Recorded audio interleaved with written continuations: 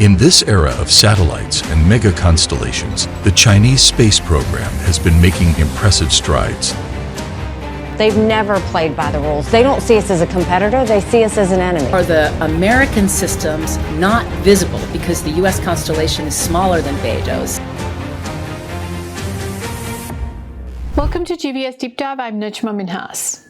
And today we're breaking down a quiet but powerful shift that could reshape the future of global navigation systems and how it impacts wars going forward. Now, in the midst of the Israeli-Iran war last week, a decision was made by the Iranian leadership which was missed by many people. Iran made a strategic move in which it disabled the GPS across its territory and formally adopted China's Beidou satellite navigation system. Now, it wasn't a tech upgrade. It was a clear geopolitical statement, and it's a decision that's expected to serve it well in the future as well, especially given that it's believed that the ceasefire has only been agreed by Israel to let it consolidate itself before starting the next offense. For decades, the GPS, which was built and controlled by the United States military, has been the backbone of satellite navigation technology for global positioning, navigation, and timing. But for countries like Iran, long at odds with Washington, relying on United States infrastructure comes with real risks, from the threat of service blackouts to surveillance and cyber vulnerabilities. So why now? Several reasons likely pushed Iran towards this decisive shift.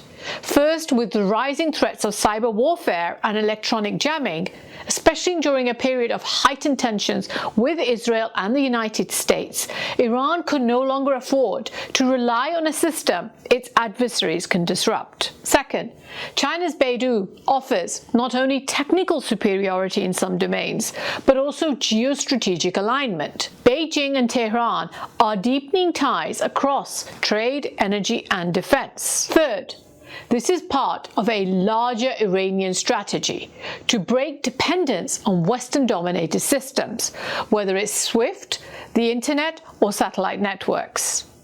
But there is a key reason this move came now: a scandal which brewed inside Iran's war rooms.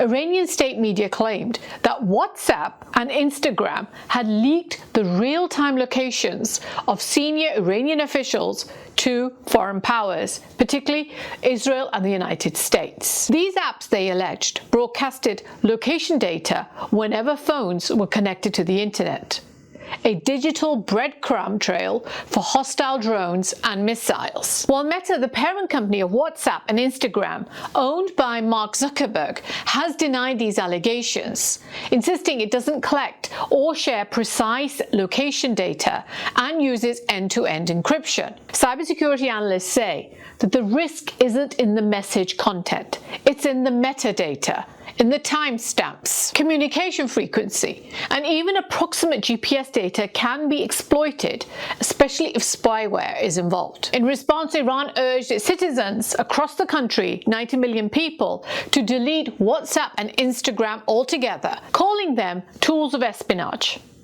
Now, this isn't just about paranoia. Some of Iran's most high-profile military assassinations, including those that happened during this current conflict, are now being traced back to potential leaks from digital communications. The country went on to lock down its internet for the same reason. Reports show that during June 2025 war escalation, the government blocked internet access by over 97%, including social and messaging apps. Despite WhatsApp's statement, the company has recently got another shock, as a couple of days ago, the United States House of Representatives also banned WhatsApp on all its members' devices. The notice to all House staff said that the Office of Cybersecurity has deemed WhatsApp a high risk to users due to the lack of transparency in how it protects user data, absence of stored data encryption, and potential security risks involved with its use. This goes far beyond digital surveillance.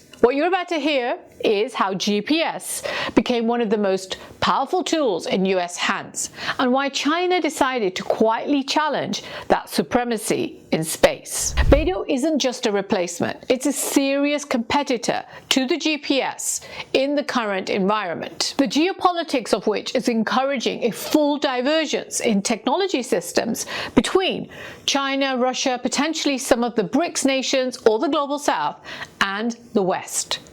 With a full constellation of global satellites, it's delivering high accurate positioning, robust anti-jamming protections, and even a unique short message communication feature. Now that last one is particularly important, especially in areas where traditional networks fail. Think of war zones, remote areas, or natural disasters. On the technological front, Iran gets access to precise navigation for civilian industries, from trucking and farming to telecom. Strategically, this is about sovereignty.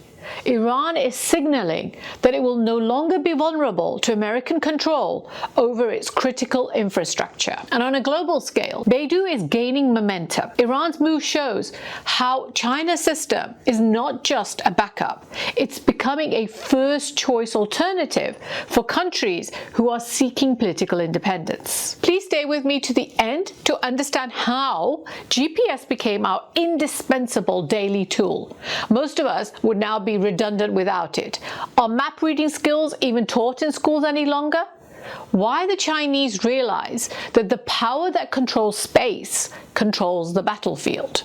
How China's Beidou stands relative to the United States GPS. And finally, how China will silently end up helping Iran in any future war. To truly understand this shift, we need to go back to how GPS became such a dominant force. It all started in the Cold War. When the Soviets launched the Sputnik in 1957, United States scientists discovered they could track its radio signal from the ground using the Doppler effect. And that led to the United States Navy building Transit, the first satellite navigation system for submarines in the 1960s. By 1973, the United States Department of Defense launched Navstar GPS, a unified military control system designed for global coverage. It used 24 satellites in orbit, controlled from ground stations, and offered 24/7 positioning, navigation, and timing. In 1983, after the Korean Air Flight 007 was shot down near Soviet airspace, President Ronald Reagan announced that GPS would be available to civilians, but with a signal degradation, so that it would not be as precise for civilians as it was for the military. Now, this was done for security reasons, obviously. It wasn't until 1995 that GPS reached full global functionality. But in 2000, President Clinton ended signal degradation. He unlocked high precision for civilian access. This was a turning point that's fueled everything from smartphones and Uber to precision agriculture and warfare. Now that's when everyday life started to change for all of us. By the late 2000s, people everywhere from Europe to Asia were relying on United States satellites. No more printing MapQuest directions.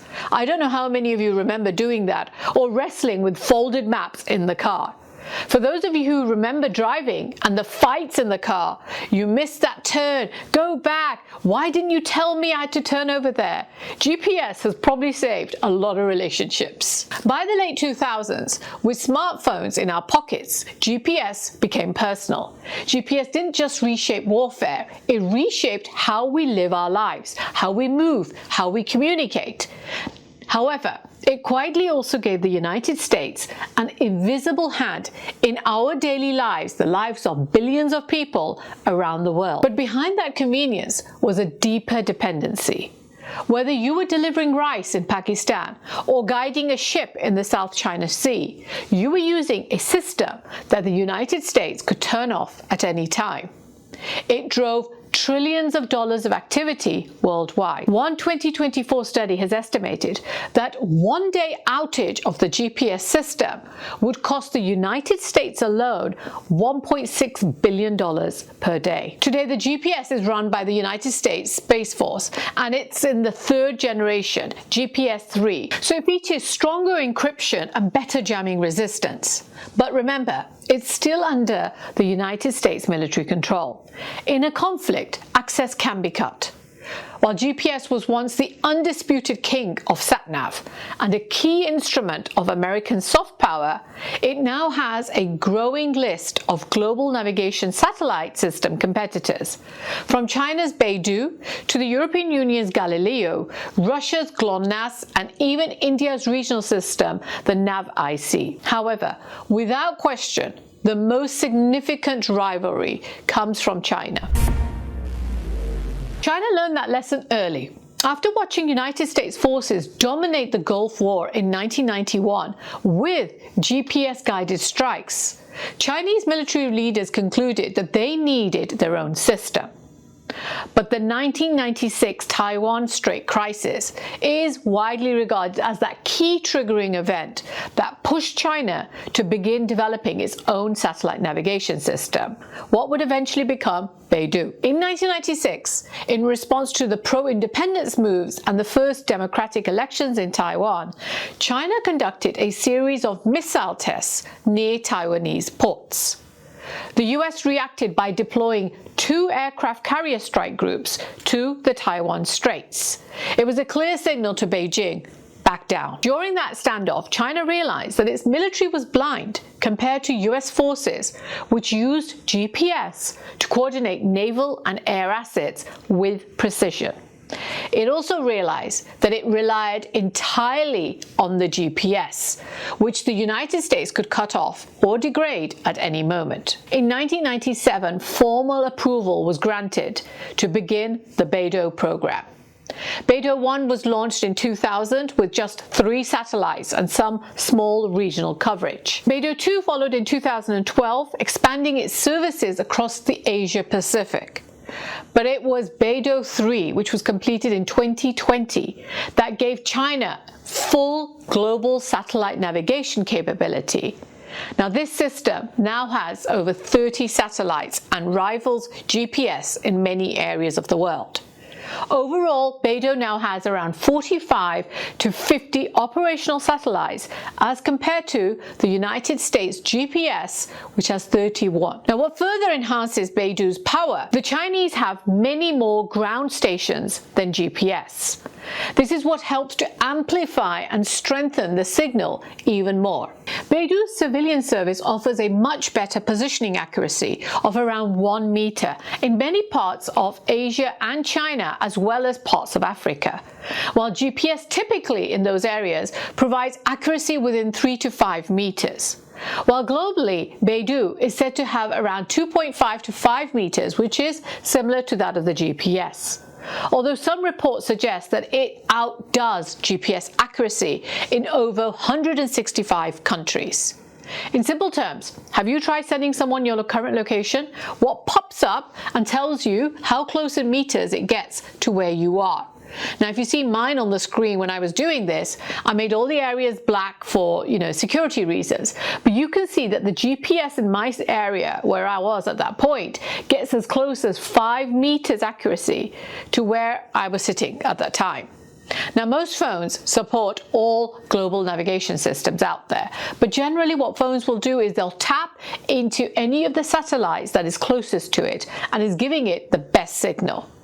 But this isn't just about satellite counts, it's about who controls the infrastructure of war, trade, and everyday life, and what happens when that control quietly shifts. For military applications, it is said that Beidou can achieve centimeter level accuracy, and it offers encrypted military channels as well as that short message function that lets users send text or location data without cell coverage. Now, that is critical for emergencies as well as battlefield scenarios. That is a unique strategic capability, something that GPS still does not offer. Beidou now powers over 1.5 billion users worldwide daily. From smartphones and smart cities in China and Pakistan to logistic hubs in Africa, it's being used over the 140 countries, especially those under the BRI program. Beidou is quietly becoming the backbone of the new tech ecosystem. It's a central pillar in China's Belt and Road Initiative, linking infrastructure with digital sovereignty. Over 30 countries in Africa are using it for precision agriculture, which has helped those countries to boost their yields by over 15%. And in war, Beidou gives China and its allies, like Iran, a GPS-independent strike and defense capability within seconds precision. So when Iran shuts off GPS and turns on Beidou, it's not just a software update, it's a geopolitical realignment. If Beidou keeps rising, we may be watching the decline of America's uncontested digital empire. GPS is lagging in updates as per the United States' own Space Force Department. The US is currently replacing its 1990s era GPS satellites with newer GPS-3 satellites. However, those GPS-3 are still not trailblazing technology. They were originally intended to launch in 2014. Now, these satellites offer only a moderate improvement to the last GPS version. They just give a little bit of an upgraded accuracy, going from 3 meters down to 1 meters. This is less than what Galileo can already provide. GPS is expected to be followed by what is called GPS 3F. Now that's expected to provide additional capabilities such as that first completely digital navigation payload. However, this GPS 3F is not expected to take place until the mid-2030s. By 2035, China's aiming to make Beidou the world's go-to system. Now, that's not without its own issues. Unlike, for example, the European strict GDPR laws for data provision, China doesn't have any such thing. Now, coming back to Iran. China's Beidou satellite navigation system offers Iran a strategic upgrade at a time when the Western-controlled infrastructure is both a security threat and a geopolitical liability for the country. By shifting to Beidou, Iran gains access to a secure, independent navigation network that cannot be degraded or cut off by the United States, unlike the GPS system. Now, this has immediate military implications, as you can imagine. Iranian drones, missiles, and air defense systems can now operate with enhanced precision using Beidou's encrypted coordinates. The system's advanced anti-jamming capabilities and even that unique short message function, which allows limited text communications without cellular network, means that Iran on the battlefield gets much better resilience, especially in the event of any cyber attacks or electronic warfare being used. In a future conflict with Israel or during a regional escalation in the Gulf, these features could provide decisive, allowing Iranian forces to coordinate, navigate, and strike targets without relying on vulnerable United States-linked systems. Beyond the battlefield, Beidou also strengthens Iran's civilian logistics and economic survival under the sanctions. Iranian oil tankers, cargo fleets, and overland trade convoys, they can now navigate using Beidou instead of GPS, which helps Tehran to reduce its exposure to Western tracking and surveillance, especially through the so-called dark fleet tactics that rely on disabling transponders and avoiding detection. China's integration of Beidou into its Belt and Road infrastructure also gives Iran a foothold in the Eurasian trade corridors. It deepens its connectivity through Central Asia and the Caspian region. Symbolically, Iran's adoption of Beidou signals a technological realignment, a quiet but firm pivot away from Western digital hegemony and towards a China-led alternative order, where sovereignty is maintained not only through missiles and treaties, but also through satellite signals and code. Share with me your thoughts. Do you think more countries will follow Iran's lead and ditch the GPS for Beidou? Don't forget to like, subscribe, and hit the bell to stay informed. Thank you for giving me your time today, and have a great day.